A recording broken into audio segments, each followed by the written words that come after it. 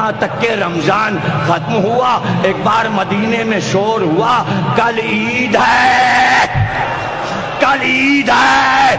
زینب کے کان میں بھی آواز آئی کہ کل عید ہے۔ بعد کربلا بیویوں کی پہلی عید تھی۔ اب زینب کو یاد آیا، اگر یہ سب پڑھنا ہے تفصیل تو میری کتاب ام البنین ضرور پڑھیے، اس میں نے تفصیل لکھی ہے کہ ہمیشہ جب عید کا دن علی کی زندگی میں آتا تو حضرت زینب اپنے گھر پر عید کا چاند دیکھ کر عید منانے کے لیے ہماری منگواتی، اور جب محمل آ جاتی اس میں سوار ہوتی اور سیدھے ام البنین کے گھر جاتی، اور جب گھر میں پہنچتی تو چار جوان بھائی عباس کے بھائی زینب کو ہماری سے اتارتے تو زینب یہ کہتی اب میری عید ہوئی ہے، میں نے عباس کو دیکھا، میں نے عید کا چاند دیکھا۔